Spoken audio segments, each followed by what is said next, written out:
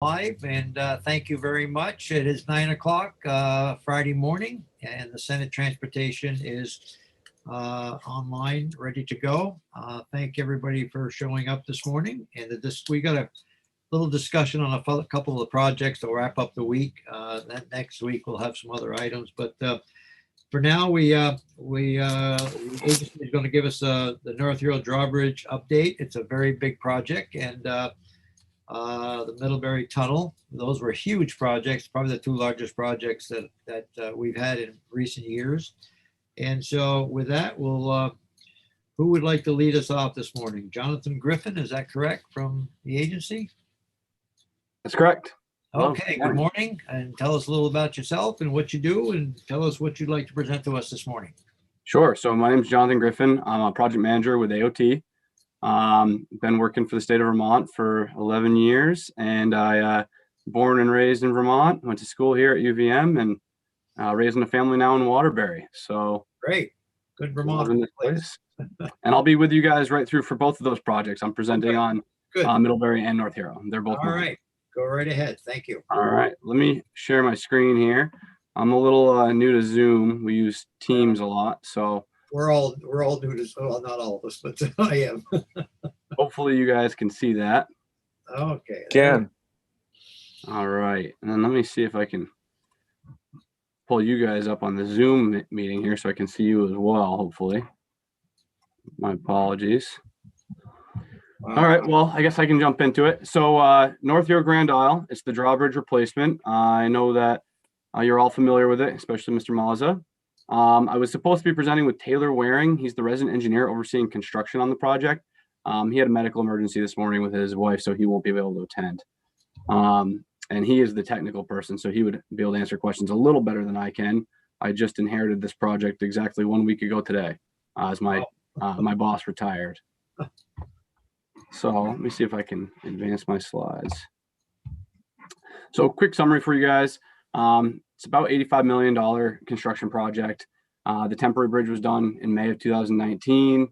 The existing bridge was fully removed in 2020. I think you guys have seen this information already, but I'm just doing a high level recap.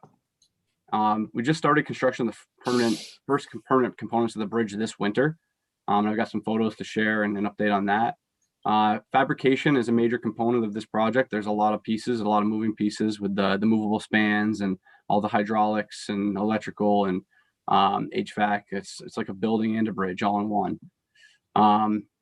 The new bridge is supposed to be opened June of 2022. So that was delayed 1 year from the original advertising because of the contaminated soils that were found, which pushed the project out 1 year for completion. And we'll talk about that a little bit. Hey, Jonathan. Feel free to ask questions. I do have a question. Yep. Jonathan, on that first slide, the artist rendering or the computer rendering, I've never seen that there was going to be like a little, I was going to call it a guard tower, but that there's like a place where is it really going to be staffed? It's not going to have people in there, is it? So there will be a control house. So that is going to be a place that the bridge can be operated from. So I believe from May 15th through September, the bridge has to be operational, and there has to be somebody there to make sure it's opening and closing whenever there's boat traffic. So was there an operation tower there before in the old Yes. one? Yep. Okay. Yeah, I'd been there for 100 years, and most of the time it didn't work, but it was, like I said, the only reason you got to have it is because of the boat traffic. It's a major boat traffic through there. Otherwise, and they had talked about years ago going high, but to go high, you'd have to go on both ends about a half a mile, and that was not possible. So go ahead. I'm sorry. Go ahead. Absolutely. No problem. Honestly, I'm pretty new to the project, so I welcome any feedback that folks have to add to make the conversation better. So we went over this. So this is because it's so complicated, there's a lot of staff that keep this project moving. And I just wanted to give you guys an idea of what that meant. So far, we use Doc Express. This is how we manage all of the information between the contractor and the agency. And there have been 506 submittals. Several of these submittals take 3 or 4 revisions. And that's essentially when the contractor gives us some information about how they're going to fabricate a component. We review it, make sure it's correct. If there's problems, we send it back to them, and it's a little iterative. So this project has a full-time resident engineer. The project manager usually spends about half their week working on just this one project. And that's really unique to a project of this complexity and scale. That's not common for projects to have a dedicated staff. Typically, one person can oversee multiple projects. So I just wanted to highlight, the complexity of this project. The temporary bridge, this is temporary bridge construction. A little fun fact for you, it's 541 feet long. The movable span is 60 feet, which provides a 40-foot channel for boats. And the total cost of just the temporary bridge was about $13 million. And then the fun stuff here. This was the demolition of the bascule span on the old bridge. And being new to the movable bridges world here, I had to look up what bascule meant. And basically it's a rotating or span that pivots about a single point with a counterweight.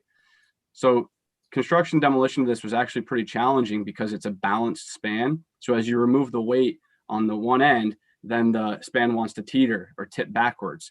So the contractor actually had to brace up the back of this over here so that this excavator wouldn't just roll back off the bridge. So that was an interesting piece of construction.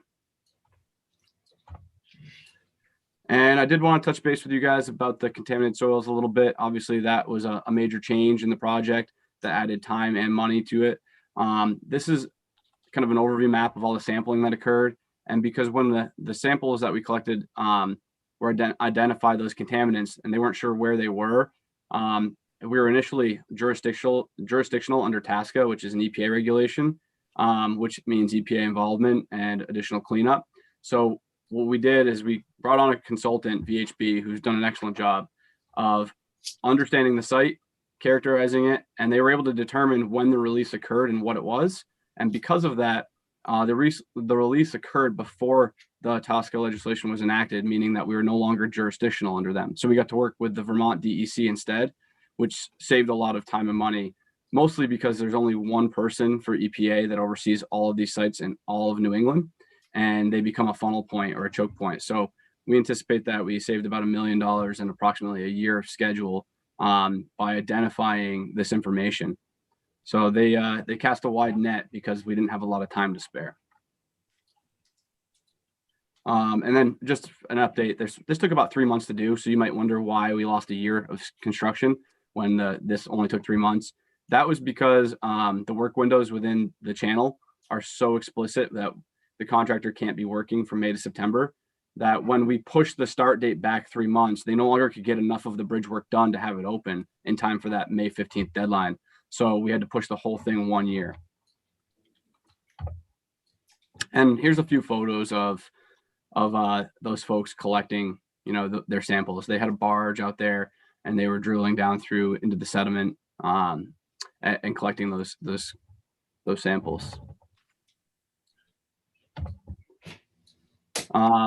As a result of some of these changes, right, the fact that we now had contaminated soils and sediments on site, the contractor now had to change their means and methods a little bit. They weren't allowed to construct the bridge the same way they were originally anticipating that they would be because of fear of potential releases of contaminated sediment out into the lake.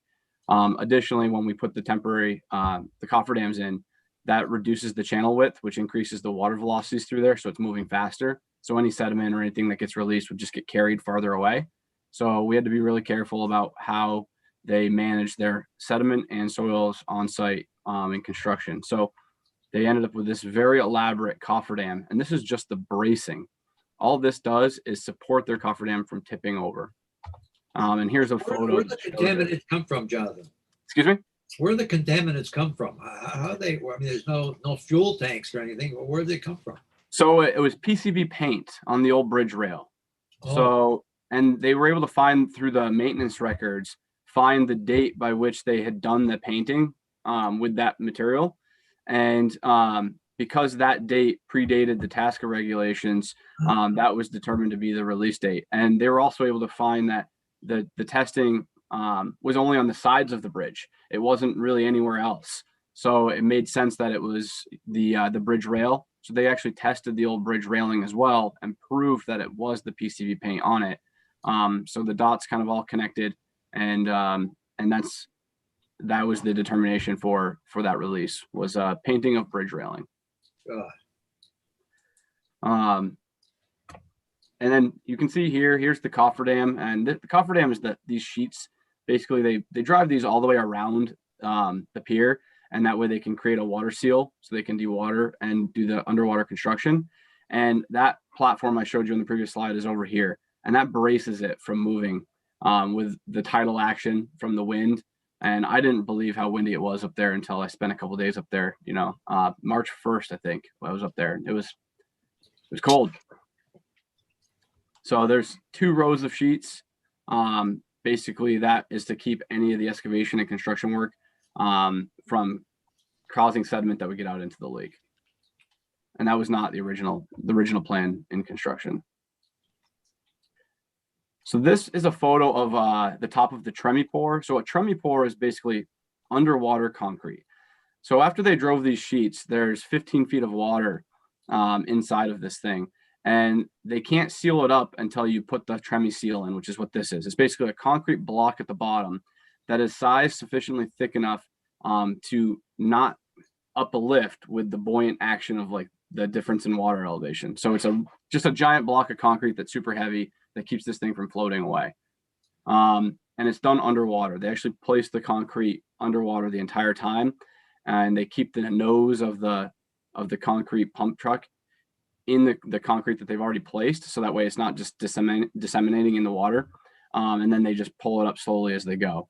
And these were each about 1,000 yards of concrete, which is quite a significant amount.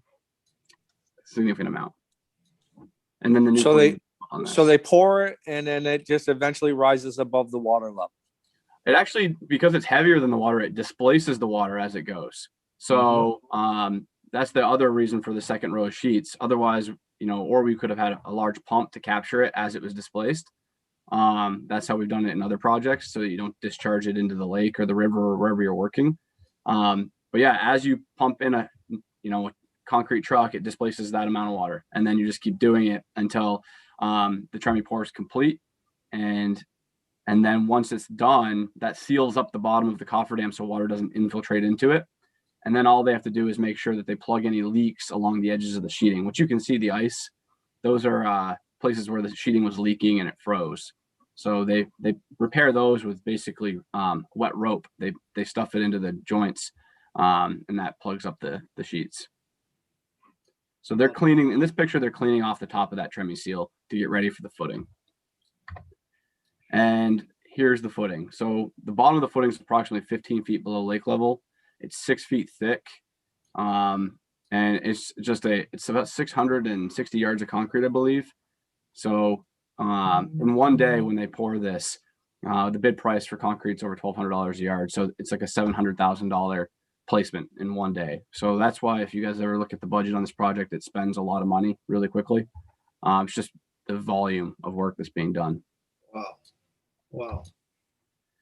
And here's a photo from inside of that rebar cage. So if this guy is standing on the top of it, and this is from inside of it, because it's 6 feet thick, these bars are approximately 5.5 feet apart.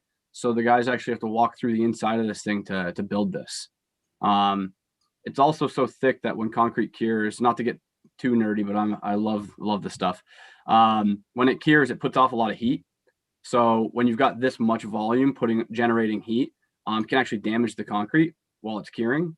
So we had to run PEX through this whole thing, so that way they could pump cool water through it in order to maintain the correct temperature for curing, so it didn't get too hot, and then that heat would cause cracking and damage the brand new concrete. So there's a whole thermal control plan, and they have to constantly monitor it. Somebody had to be here 24/7 after they placed this to keep an eye on that.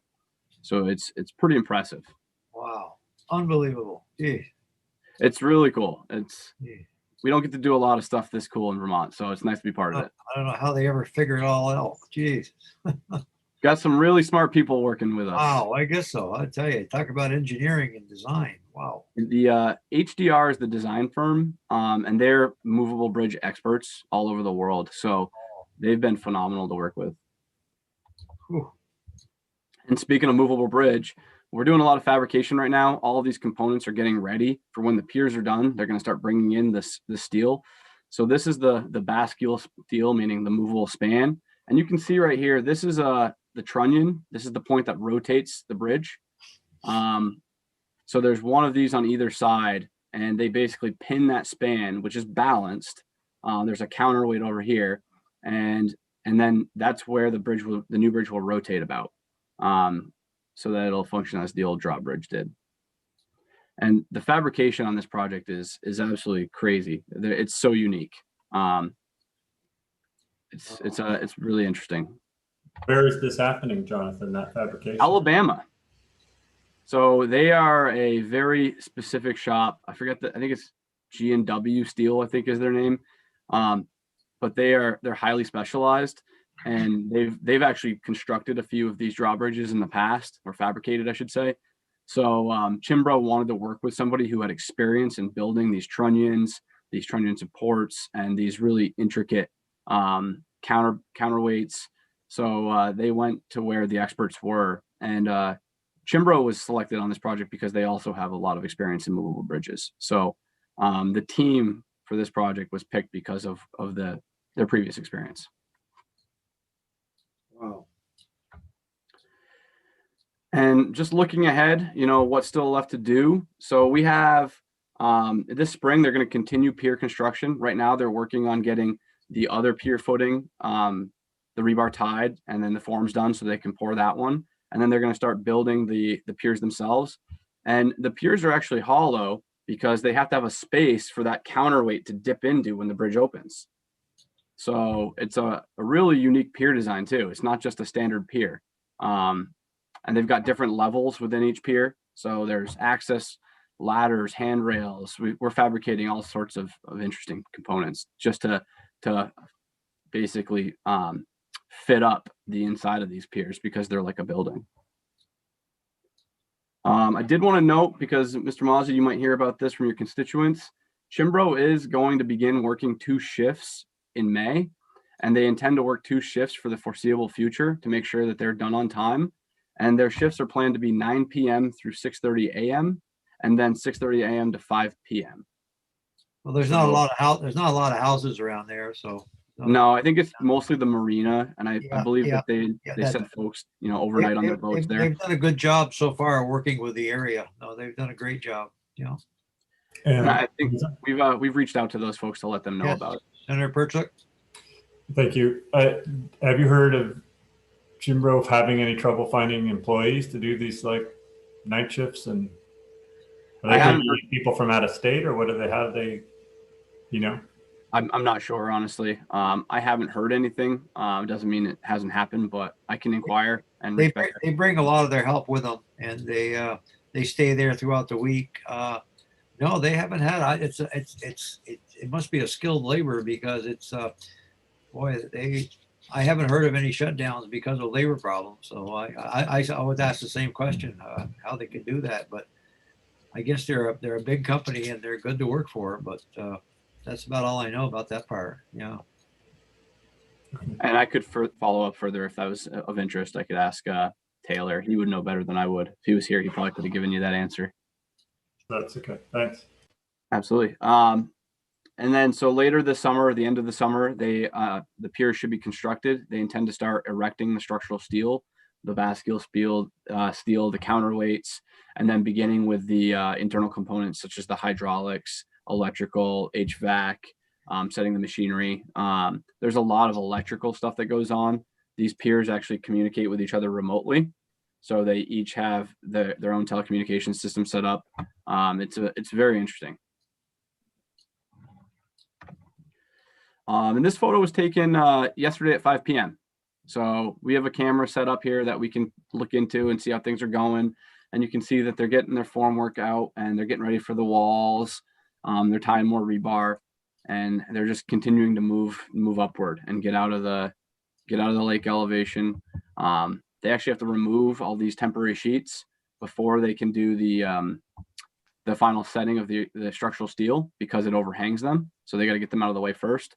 And I think they anticipate doing that right around the beginning of July to start removing those cofferdams. So they're moving along. And I think they want to make sure that they hit their schedule. So that's why they're bringing on that extra shift and that extra crew. And that was all I had for North Shore Grand Isle. You know, the part that was the most disappointing is because it's the only corridor in and out of the islands. There was no other way to go to Swanton to go around it. So it's that one road. But the tough part, you had to build a temporary bridge for like, you know, $15-20 million. Then you got to tear it down again after it's done. And that was the sad part because it has to be maintained for boat traffic, and that's the federal guideline. So, but to think you have to spend that much money just for a temporary bridge and then tear it down, it's just, oh, yeah. I hate temporary work because if you can try and I know it, and it had to keep traffic moving, which they did, but because it's the only corridor for anything moving the whole island is one road. That's it. Okay, Is there a lot of boat traffic there? It's busy there? It's pretty steady all summer long. I think last year, because of the Canadian shutdown, I think it was less naturally, but yeah, they raised the bridge I think it's every 20 minutes or every half hour for boats. And but for years, because it was so old, traffic was backed up for miles. And because the bridge wouldn't go up and down, they couldn't buy any more parts for the bridge, the hoist there, and it was pretty bad. But anyway, yeah, there's a, and it has to be kept open. That's, if it wasn't that, hell, you could replace that thing in a month. But because of the only drawbridge in Vermont, it's so unique that there was no way of cutting corners. And you wonder what we're going to find in 50 or 60 years, as far as with this one right here with the PCP contaminants. Right. You say, well, why did they do that? Yeah, Well, you yeah. wonder, and you wonder what we're doing wrong today, is if they're going to discover 50, 60 years from now that it's harmful. And why did they do that? So Well, when I heard of contaminants, I said, what could be contaminants? And a simple thing like paint. Well, right. Burlington overflows millions of gallons of sewer every day. You know. Yeah, I know. Yeah, I was surprised it was paint. I figured it probably would have been creosote off of the old poles from 100 years ago or whatever. That surprised me when I heard paint, because hell, it's such a minor, to me it's minor, but anyway, it's major. Okay, well, thank you. Go right ahead. Thank you. That's all I've got for North Shore Grand Isle. Unless you guys have more questions, I could swing over to the Middlebury project if you would like. Down to Middlebury, which is I haven't seen it yet, but I understand it's a beautiful project. Beautiful. All right, let me see if I can. First off, we'll escape that, and then I never made it down to Middlebury. I want to go down and see the final project. Look, it's just unbelievable what they did there. God. so I can give you all sorts of information on this one. I've been living this thing every day for 2 years, so Oh my God. feel free to throw the questions at me here. I'll take the tough ones. Is this the actual picture? Is this the rendition or the actual picture? This is a rendition, isn't it good? It's a pretty talented That's artist. the finished product. Can you imagine that was all tore up, I guess. And people were so kind and gentle in the middle. Well, he'll explain it better than I, but to work with a contractor, because that was all dug up. Is that correct? The whole thing was all dug up. Yeah, absolutely. And I've got some more photos that I'll show Okay. you what it looked like all torn up. But Go right ahead. Yeah. this one was pretty interesting. So obviously you guys know about the tunnel project. I'm the project manager for this. And then I actually also oversaw the day-to-day construction of it for all of 2020. Wow. You probably had some sleepless nights. I had a few sleepless nights, and being on call for 10 straight weeks, 24/7 is a little tough. Yeah. My wife's happy it's over. Who's the contractor on that one? Who was it? Kabricki Construction. A Bricky. Okay. Yeah. So I guess one of the most challenging things about this project was, honestly, like right off the get-go in 2020, we've been working on this closure for years. We had all our contracts in place with the railroads, the Detour, competing railroads, the contractor, the community, all the businesses, even landowners. We had dates and deeds for times of impact. And when we got that 7-week suspension of work due to COVID, we were reeling to get this thing going again. And I think that was probably the most amazing part of this, was that everybody came together, got back to the table, and in just a few weeks re-executed all the necessary legal agreements. All parties played ball, and everybody got this thing back on track. So that way we could construct it while this community was already kind of shut down versus trying to hit them with it a year later. So there was a lot of work that had to get done in a short period of time. Quick overview. We had to actually stage all the contractors' equipment out of downtown. There just wasn't enough space. So they rented a farm from a farmer down here, about a mile out of town. And this is what it looked like. They stored all the precast there. There's 422 pieces. About half of them are unique, which was a fabrication issue because they all had to be built specific to where they were going to be placed. They look similar, but most of these legs are about a 1/2 inch or 3/4 inch different than the other side because this thing's on a curve. So we had to make it turn as we were going through the rail corridor. And pre-closure, one of the biggest things we had to do was get these cranes here. This is a 300-ton crane. It's 165 feet of boom. It came in I think 12 truckloads, and that was a key component because we were the only state that shut down for construction, and these cranes are in high demand. So the contractor was worried about even being able to get them after being pushed off more than 7 weeks. So the supplier, Bay Crane, was able to commit to providing them, and we were able to keep everything on schedule, which was really a big relief. This one was right in the center of town, right in Triangle Park, and this one was over a little bit farther north. We had 3 of these cranes on site, and they pre-staged all their precast here, so that way they didn't have to bring deliveries in through the Marble Works property, which is a commercial property, during the day. That way they only had to work at night, which was a benefit in keeping things open. One thing I wanted to talk about here was the dewatering system. This project actually had what we call a NEPDES permit, which is essentially the same permit you would get for a wastewater treatment facility. So we had 3 frac tanks that are each 50 feet long, and sand filters and all sorts of chemical treatment to treat the groundwater that we were dewatering, because we were pumping the groundwater table down so we can make our excavation and install this. And that was a major piece of infrastructure that had to be installed before we could start. So ultimately, the original closure was supposed to start on May 23rd. We ended up pushing it back to July 13th. May 7th is when the executive order was rescinded for construction to resume. And between May 7th and July, July, we had to come up with what the plan was going to be. What's the new start date? How are we going to get everything there? And everybody worked together to do that. One thing that was really, really great was we did have a business grant for downtown Middlebury, and they had a lot of events planned during construction that involved large gatherings that they couldn't actually end up holding. So we had to work with them to try to retool their grant to try and mitigate the effects of construction and COVID during the last summer. And they were great partners. They started doing pop-up outdoor events, and they were very creative, and it was helpful. We should also mention we had a 24/7, or not 24/7, but we had a continuous loop downtown during, I think it was 7 a.m. to 7 p.m. And that shuttle just went around and around the site to maintain pedestrian access. So the rail detour, I don't know if any of you guys have seen this or not, but it's 192 total miles with only 128 of additional miles. And the segment of the GMRC from Rutland to Bellows Falls was in poor condition, and we had to upgrade that with some of those support projects so that they could make their detour times.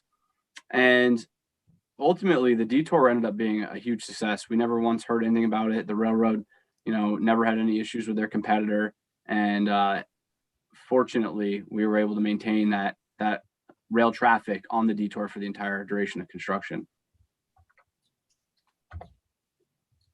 So when the closure started, we kind of broke it up into phases. Phase 1 was excavation, get down to grade.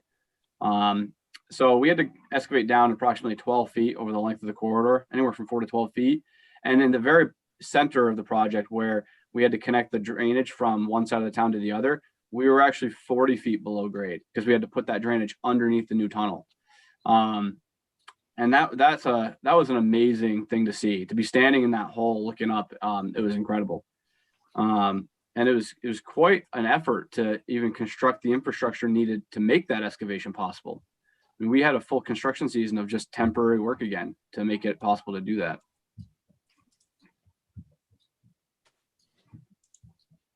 I should also note that we also installed, the contractor elected to install LED lights along the rail corridor rather than those big light plants that are run off a generator. So they ran power and strung poles and lights down through the project, which was a lot quieter, you know, helping to reduce the noise of construction at night. So that was a really, you know, beneficial component for the community. So here it was, day one of the closure on the left, getting ready to pull the rail out. And then, and you can see, I'd like to point you to here. So these are the rail bed elevations. And over here, you can see that those are all exposed.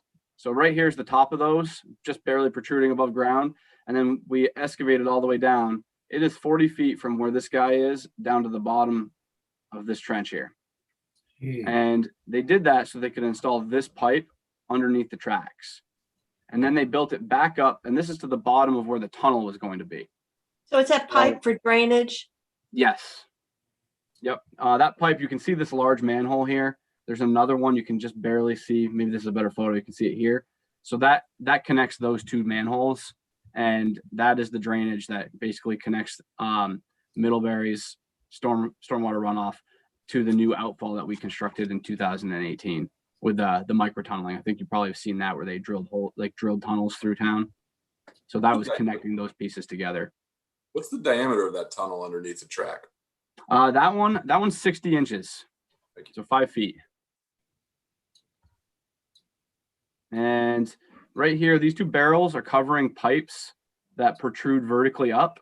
And that is because the tunnel, this is the low point of the tunnel. So we had to have a way to get any runoff, you know, rainwater that gets into the tunnel from the ends, had to get it out of there. So we had to have pipes that connect the tunnel into the drainage system. So they're in place ahead of time, and they just covered them up so they didn't get damaged while we're getting ready to set the first piece.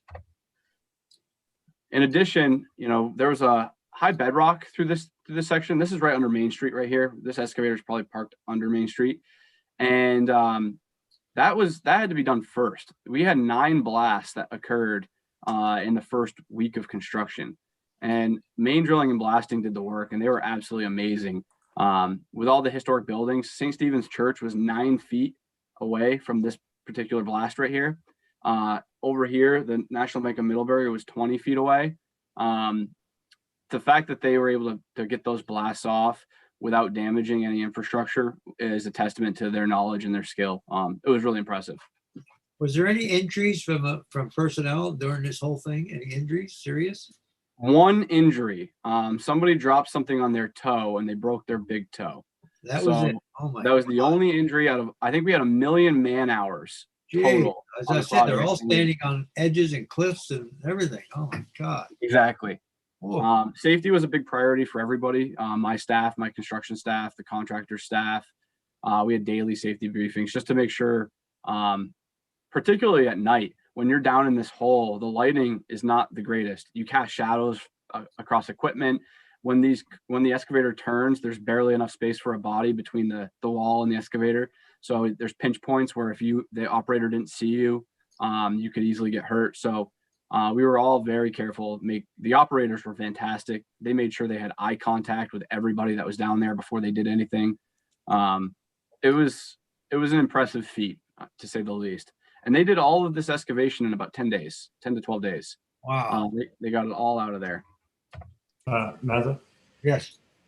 Jonathan, do you have a picture of it before? I used to work in Middlebury, but I'm having a hard time to remember. I guess since it was down below, you just kind of drove over the bridges and didn't think about it. It was kind of like a dry riverbed or something, but this was all down low, heading through town, for 100 years, right? Correct. So you can see in this photo, this is Main Street right here where my cursor is up in the top left of this photo. And this is Merchants Row, and the St. Stephen's Church is here. So that intersection is just to the left.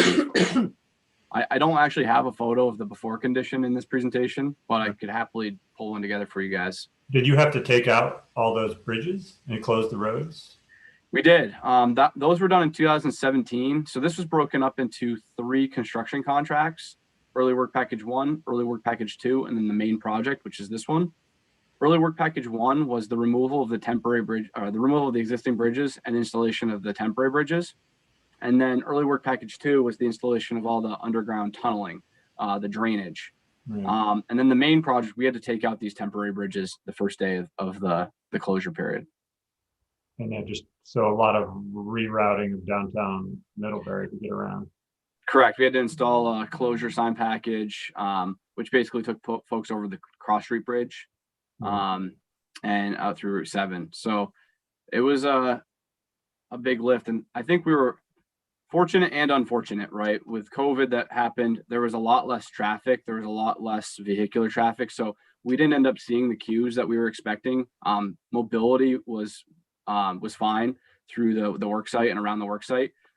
Had COVID not occurred, I think that we would have seen a lot of traffic impacts that we were planning for, but we were over capacity at some intersections, so they were just going to queue up. Right. And so the businesses probably didn't see as much downturn because there wasn't as many tourists and activity as normal anyway. Right? Exactly. And the contractor, my staff, we tried to, support as many local businesses as we were there.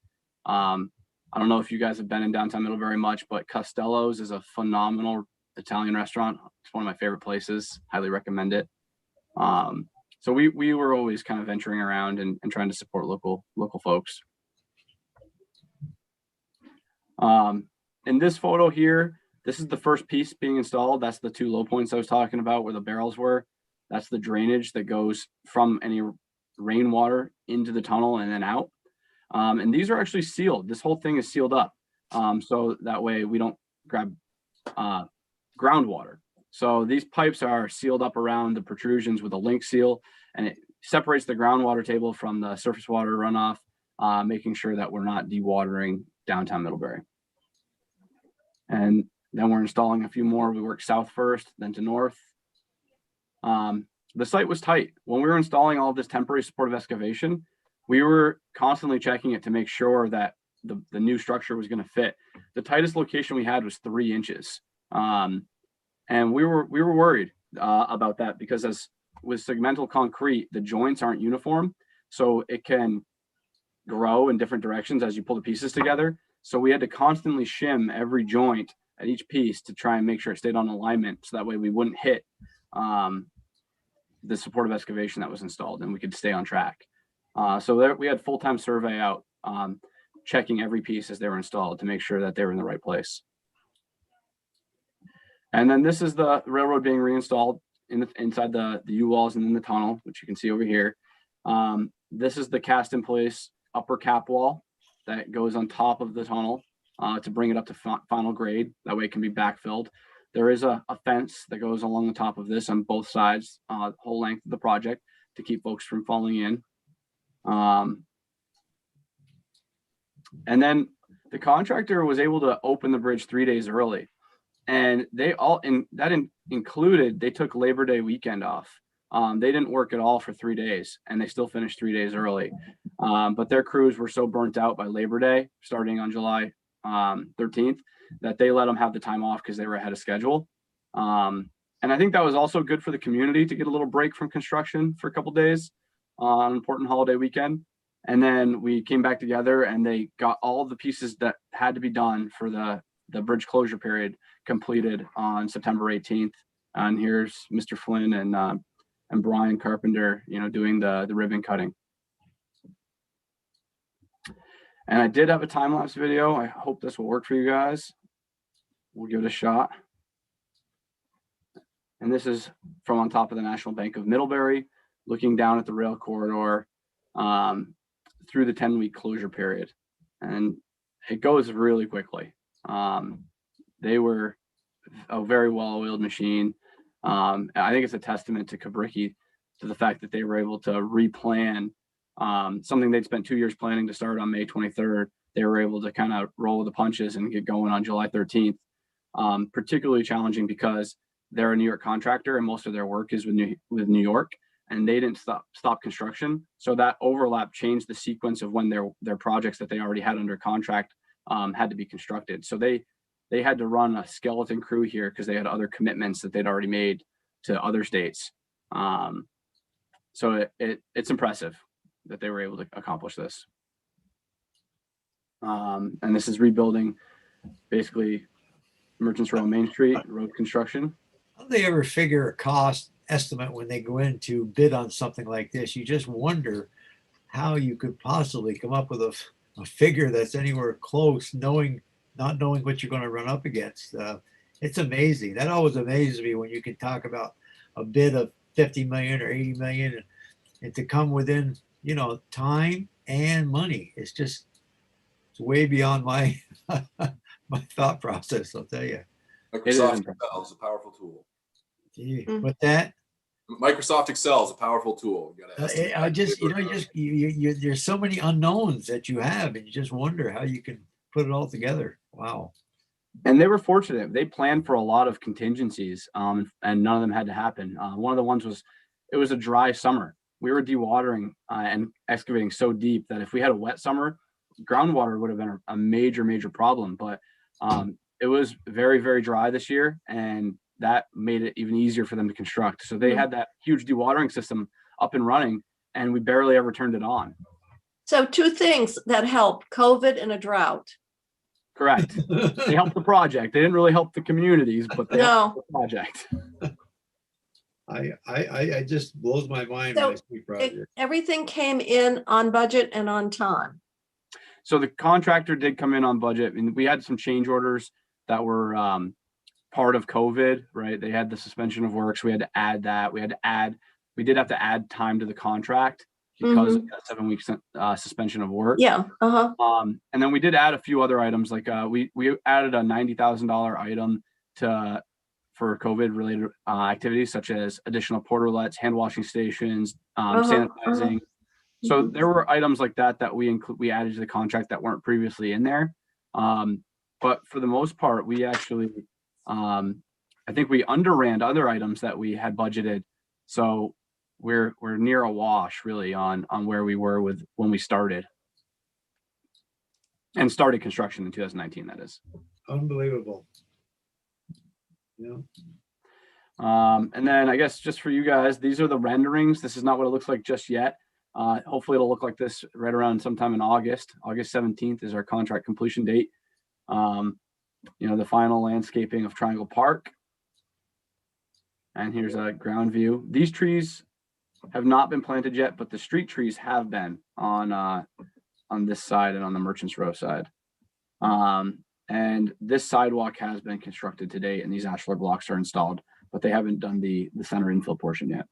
So Jonathan, wasn't there a fountain right there? Yes, there. You can see it kind of in the background here. We had to repurpose it, get it cleaned and painted, and that will be getting installed this year.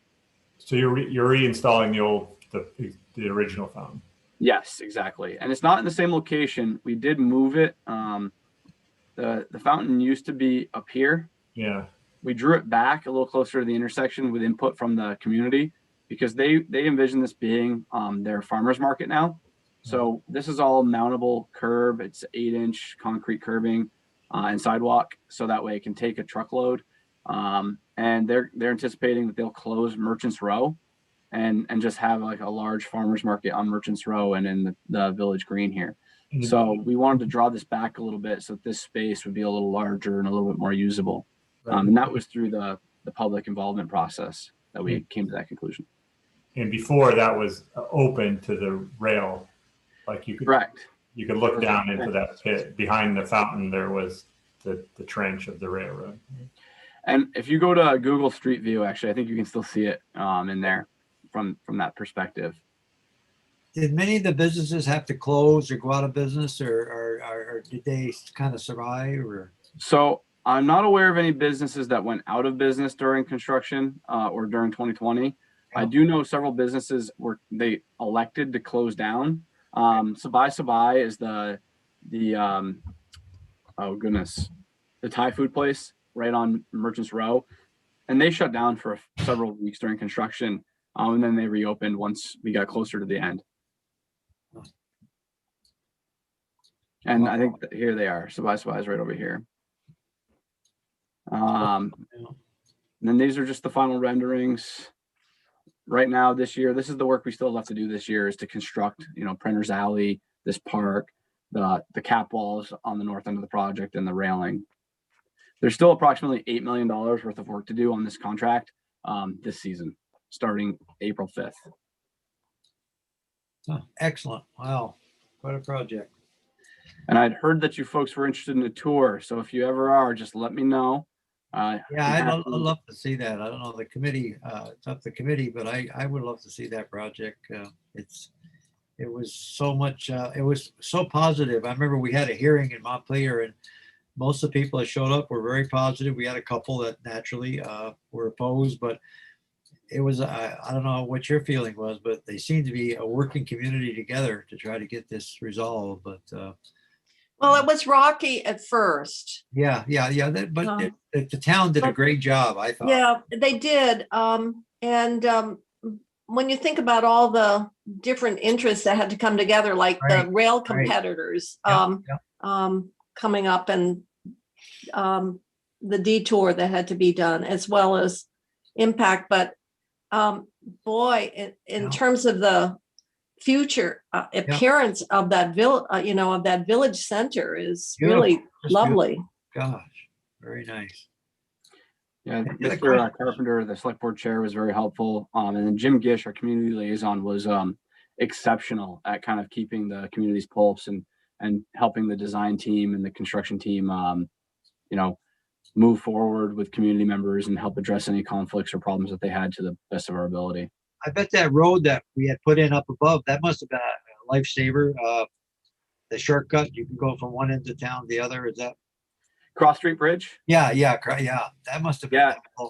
If that wasn't in place, I don't think this project could have been constructed. Well, that's what I figured, because that was upgraded and everything, and boy, that had to prove very successful, because it got people both back and forth through there. Yeah. Any other questions, comments?